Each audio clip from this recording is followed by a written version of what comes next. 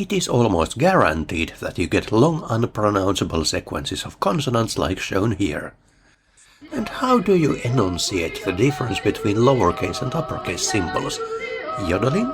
How do you yodel consonants? The passwords can be made from 64 different symbols.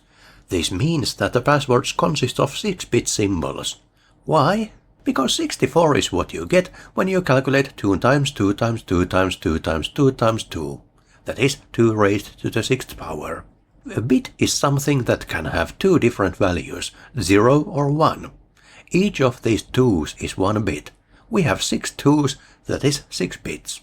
When you tack 6 bits together, you can have 64 different values. Each password symbol can have 64 different values, so each password symbol carries exactly 6 bits worth information.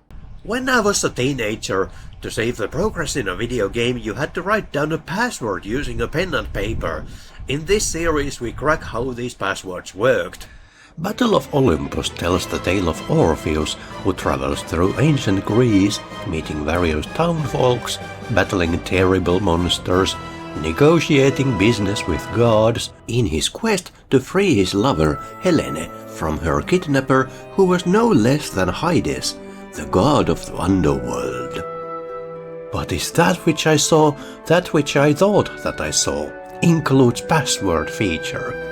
The password input screen in Battle of Olympus looks like this. This is the list of symbols on the screen.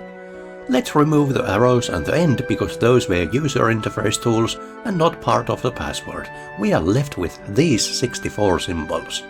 The Japanese version of the game likewise had 64 symbols, but quite different than the USA and European versions did. In canon, these passwords are words of God.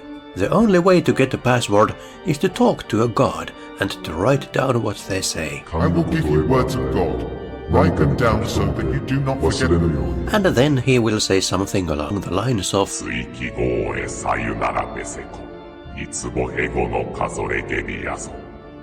Actually no.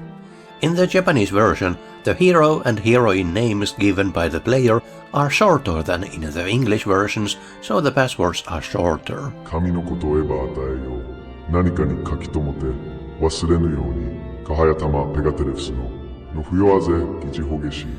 Now let's compare this to the English version. Hear the word of the gods. Don't forget it. And then he gives you something like this. Remember, in canon, this is supposed to be spoken aloud. If you get lucky, you may get a password that does not include any special symbols, only alphabets, but there are way more consonants than vowels in English. It is almost guaranteed that you get long unpronounceable sequences of consonants like shown here. And how do you enunciate the difference between lowercase and uppercase symbols? Yodeling? How do you yodel consonants? I mean, there are passwords that look perfectly good, but these are extremely unlikely to occur in the game. Here is one with all uppercase, one with all lowercase, and one with both. This one is not pronounceable, it has no letters at all. I felt like including it. My point is that the international English releases of the game required a lot more suspension of disbelief than the original Japanese version did when it comes to the so-called words of gods. I could probably find and speak a lot more about the differences between the Japanese and the English versions of the game. Maybe one day I might do a detailed comparison web page like I did for Simon's Quest. Would be fun. Lots of time could be spent easily, but I digress. The passwords can be made from 64 different symbols. This means that the passwords consist of 6-bit symbols. Why? Because 64 is what you get when you calculate 2 times 2 times 2 times 2 times 2 times 2. That is 2 raised to the 6th power. A bit is something that can have two different values, 0 or 1. Each of these 2's is 1 bit. We have 6 2's, that is 6 bits. When you tack 6 bits together, you can have 64 different values. Each password symbol can have 64 different values, so each password symbol carries exactly 6 bits worth information. On the screen is an example password. We can count that the password is 26 letters long. Now seasoned veterans immediately suspect base 64. Base64 is a data encoding scheme that crams 8-bit data into 6-bit symbols, and we have covered it many times in previous episodes, for example Season 1 Episode 10, The Guardian Legend. Let's do some math. 26 symbols multiplied by 6 bits means that the password contains 156 bits of data. 156 divided by 8 is 19.5. I guess this game does not use base64 after all. Let's do a little exploration. This is the assembler code from the actual game. The function shown here generates a password. One moment please, I will quickly translate this code into some Python code for analysis.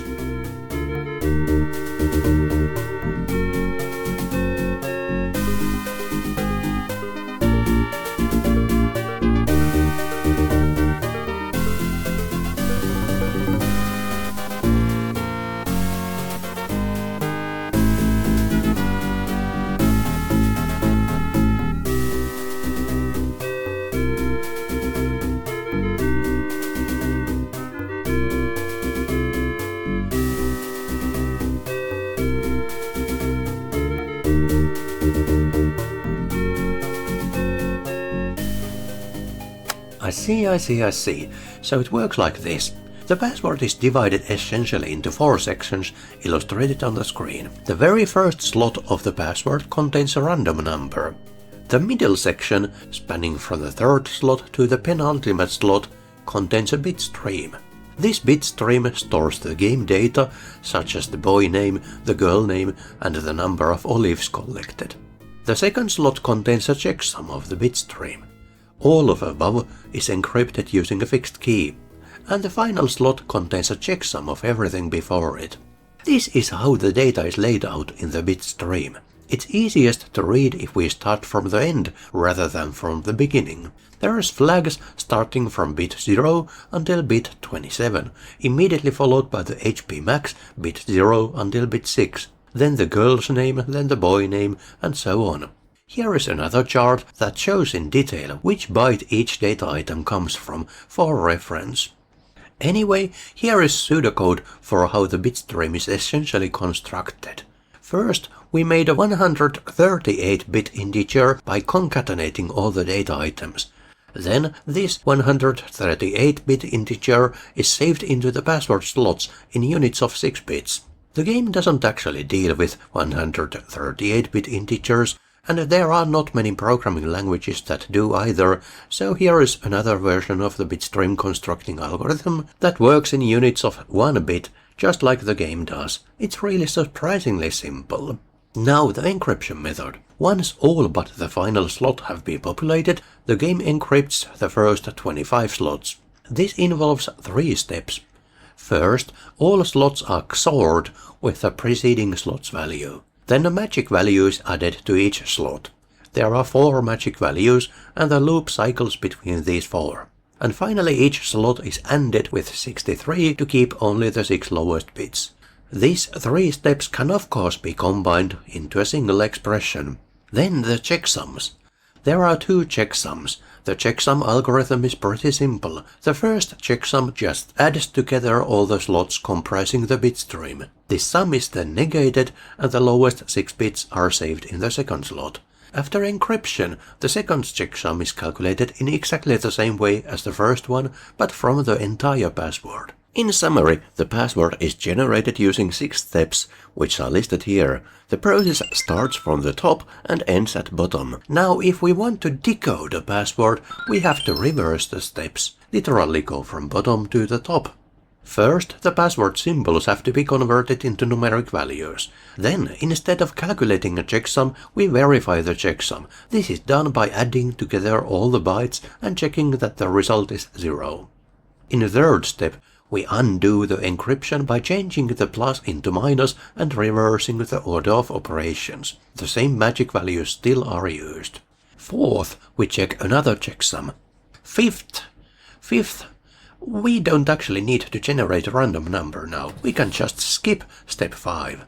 The real step 5 is the decoding of the bit stream, which is pretty straightforward, at least if you can deal with 138-bit integers. So what is all of the data stored in the password? Let's start with the obvious, the boy and girl names. In the very beginning, when you start a new game, the game asks you to enter two names. One for the player character, the boy, the hero, who you will be controlling throughout the game. And one for the damsel in distress, the girl, the heroine, who will send you letters throughout the game and whom you will ultimately rescue if you are successful. The name can be 6 symbols long in the international versions and 4 symbols long in the Japanese version. You input the name using the same selection of symbols as in the password, 64 different symbols. But here is the issue. The game doesn't save the length of the name anywhere. How does the game know how long the name is? It uses the number 63 as an indicator for the end of the name. The number 63 happens to be the last symbol, the exclamation mark. Here's the kicker. If you manually enter an exclamation mark in the name, you will discover that the game cuts the name from that point. You can actually abuse this feature. The game does not allow you to enter a blank name, but if you enter a name that begins with the exclamation mark, then that's the same as if the player doesn't have a name at all. The Japanese version does not have this same problem. The name entry screen only has 62 symbols. You cannot enter symbol 63 manually. Then the salamander skin count. All numbers are fine, 0 to 31. The game accepts them and they don't cause any problems. However, the maximum you can get in the game ever is 20. If you have over 20 and try to get one more, nothing happens. The fire shield vendor only checks if you have at least 20, but she does not change the number you have. So the only way to get a number bigger than 20 is by using a custom password. The number of olives is coded in BCD. This means that there is a 1s digit and a 10s digit. Both digits normally vary from 0 to 9, but nothing prevents you from putting a value like 13 there. If you place a value like 13 in the low byte, the game actually corrects that and moves the extra 10 over to the 10s digit. If you place a high value in the 10s digit, then the game does not correct that. Instead, it renders 10 as a question mark, 11 as an exclamation mark, 12 as a period, and so on. Hit points. The maximum hit points is stored as a 7-bit integer. Value 16 is the normal amount you start with. The game doesn't prevent you from giving yourself less HP though. However, the value should always be at least 4, or otherwise there will be rendering glitches. Value 0 means that Orpheus dies and there's nothing you can do. No amount of continues or retries will let him resume journey. Now, what about the biggest possible value?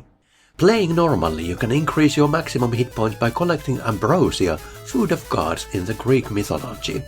Each ambrosia gives you +8 up to a maximum of 56. There are 5 ambrosias in the game, 1 in Peloponnesos, 1 in Laconia, 1 in Phthia, 1 in Argolis, and 1 in Phrygia. So in fact, the maximum HP you can legally attain is indeed 56.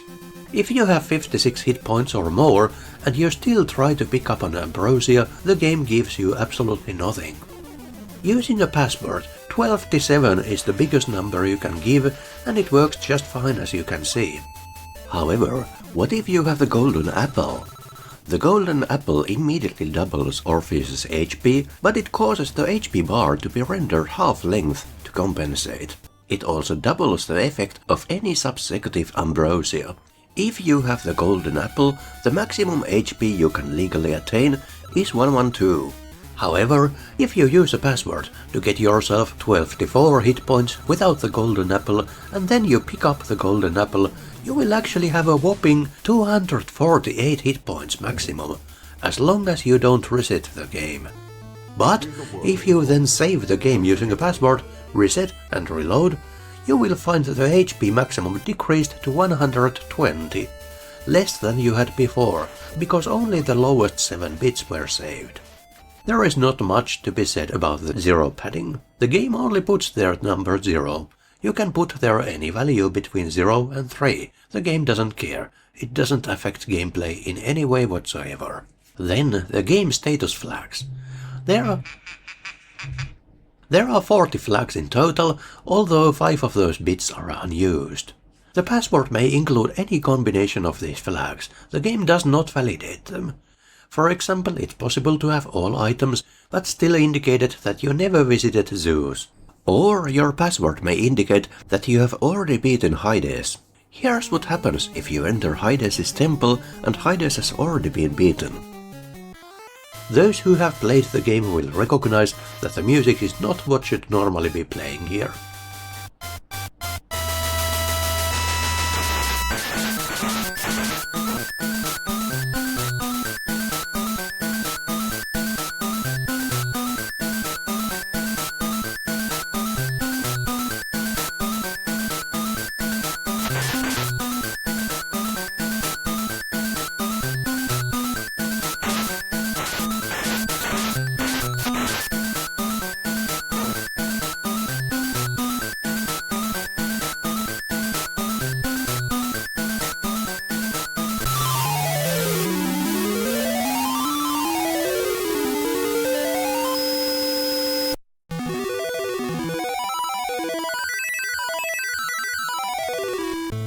And then the game data stores the world region where you last acquired the words of God. The world region is a 4-bit integer, that is, it has 16 possible values. These values are Arcadia, Attike, Argolis, Peloponnesos, Laconia, Phthia, Crete, Phrygia, and the first region of Tartarus. Wait a minute, that was only 9 values so far. Where are the rest? Value 9 takes you to the second region of Tartarus, but riding dolphin. Value 10 takes you to the third region of Tartarus, but the scrolling is broken.